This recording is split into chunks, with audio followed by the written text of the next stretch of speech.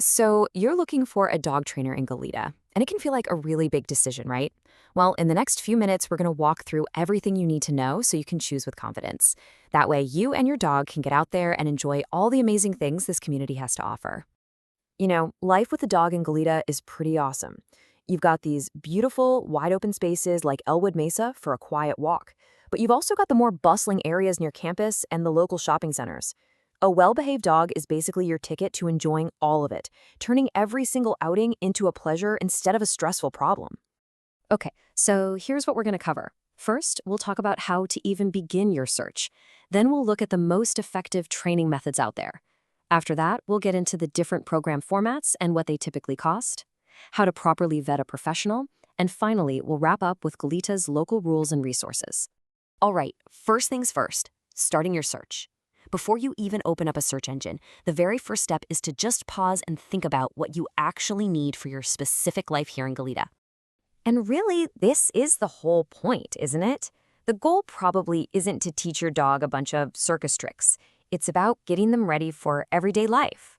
Imagine just a calm walk past the busy Camino Real marketplace, or your dog politely greeting your neighbors at the park without jumping all over them. These are the practical skills that make for a happy, peaceful life together. Now let's talk about training methods. The philosophy a trainer uses is truly the foundation for everything else. Understanding the basics here is absolutely key to getting the results that you and your dog deserve. So, the gold standard in modern, effective training? It's something called positive reinforcement. The whole idea is simple. You reward the behavior you want to see. It's not just about getting your dog to do something, it's about building a trusting, cooperative relationship that's gonna last a lifetime. And the difference between training approaches is, well, it's night and day. Reward-based methods are proven to build trust and give you those long-term results. And just as important, they're safer for your dog and for everyone else.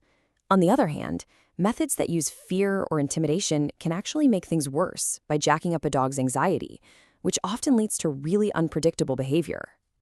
All right, let's get into the nitty-gritty program formats and what they cost. This is all about finding a program that actually fits your schedule and your budget right here in the Goleta area. So you've basically got two main paths you can take, private sessions or group classes. Private in-home training is fantastic for tackling those specific issues that happen right where you live, like, barking like crazy at the doorbell or pulling on the leash on your specific street. Group classes, though, are perfect for practicing focus and good manners with all the real-world distractions of other dogs and people.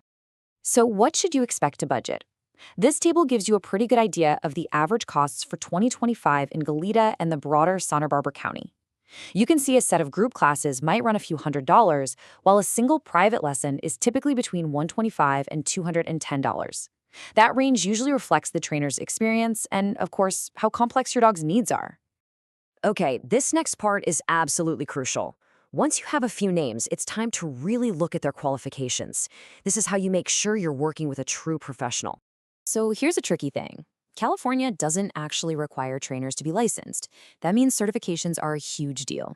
You want to look for these acronyms, like CPDTKA, which means Certified Professional Dog Trainer Knowledge Assessed, or KPA-CTP. Seeing these letters tells you that a trainer has passed some tough exams and is committed to a professional code of ethics. Any good trainer will offer some kind of consultation, and you want to walk in prepared. Think of this as your checklist. Ask them directly. What methods do you use?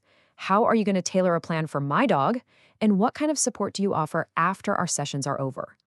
And finally, let's talk about taking those new skills out into the real world. This is all about training in the community and, honestly, just being a good dog-owning neighbor here in Goleta.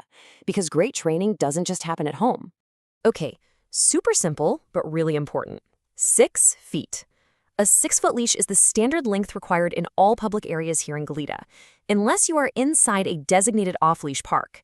It's just a straightforward rule that helps keep everyone safe and in control.